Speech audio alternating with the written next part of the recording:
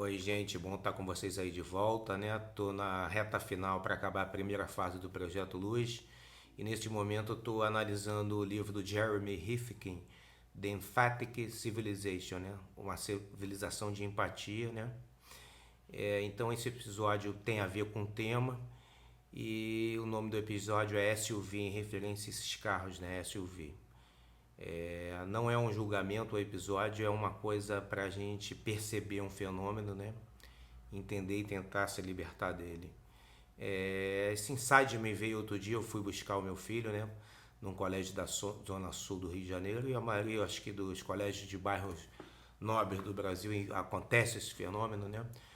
A fila para buscar as crianças é um desfile de SUVs, né? Esses carros aí que estão na moda, né? Que o mercado impõe na cabeça das pessoas. E eu tenho um carrinho mais velho, eu estou um tempo sem uma empresa, né? Estou me reposicionando profissionalmente, sem vergonha nenhuma, eu sempre fui um profissional decente. E a revolução tecnológica está mexendo com todo mundo e quem me acompanha sabe que eu já fui uma vítima disso. Por isso até que eu faço minhas séries, fiz o Futuro do Trabalho, né? Então eu estou lá com o meu Hondinha Fit 2011, excelente carro, me serve muito bem, mas você acaba se sentindo meio acanhado, porque é BMW, Toyota, Mercedes, não sei o que. E, mas aí quando você vai ver essas pessoas saindo dos carros para pegar as crianças, né? Grande parte das pessoas também não é um julgamento, a gente tentar entender esse fenômeno. As pessoas estão meio obesas, fora de forma, não estão se cuidando. Muitas vezes até para poder tá numa situação profissional correndo atrás de poder pagar uma SUV, né, que é um carro caríssimo, o consumo de gasolina é absurdo. É, então eu tive o simples insight, né, por que a gente não vira uma BMW? Por que a gente não vira uma Mercedes? A gente vira uma SUV. Nosso exame de sangue tem que ser um SUV. O nosso exame de sangue tem que ser uma BMW. Nosso nível de colesterol tem que ser uma BMW, né? Não uma coisa que a gente externaliza para fora, mas a nossa saúde, para você justamente bancar essa história toda, né? Que no fundo é um símbolo de status. Volto a falar, ninguém tem culpa, a sociedade impõe esse modelo. Até soube um caso até muito triste em Campinas, né?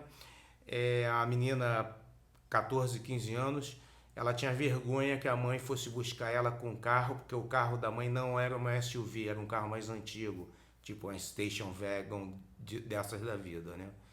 Então você vê, todo mundo acaba sendo vítima dessa coisa. A gente tira o foco, na verdade, de a gente tem que ter cultura, a gente tem que ter uma qualidade de vida bacana, a gente tem que ter saúde e a gente acaba escravo dessa roda, né? E as consequências são trágicas, né? Você vê o nível de obesidade, de diabetes, de depressão. É uma outra coisa interessante também, inclusive eu vi numa entrevista da CEO da GM, hoje em dia é uma mulher, né? Sei lá o que, Barra. Ela falando que você comprar um carro não faz sentido, porque em média 95% do tempo do seu carro ele está parado na garagem se depreciando, você só usa ele 5% do tempo. Então é um ativo que financeiramente não faz sentido. A própria presidente da GM falando isso.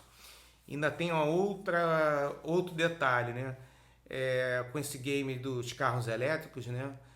Faz menos sentido ainda neste momento você investir num carro a gasolina, porque daqui a 4, 5 anos não vai fazer mais sentido, né? O motor elétrico tem uma coisa que quando você transforma a eletricidade em energia motor, ele só perde 10%, né? Em dissipação de calor nas engrenagens. No motor a gasolina, se não me engano, ele perde 60% em calor para mover todas aquelas engrenagens, né? Então, não faz sentido ecologicamente. É um modelo que está fadado a fracasso, né? Então, fica aí meu aviso humilde também. Volto a falar sem julgamento, mas a gente é vítima de uma indústria de publicidade criando desejos o tempo todo, desejos que são impossíveis de atender, né? Eu vi um estudo que, em geral, as pessoas têm, em média, 2.500 a 3.000 mensagens publicitárias por dia, né? Então a gente está falando de quase 1 milhão de publicidades por ano, criando uma máquina de desejos infindáveis que a gente não consegue satisfazer. Tá, gente? Grande beijo aí, vamos ficar de olho.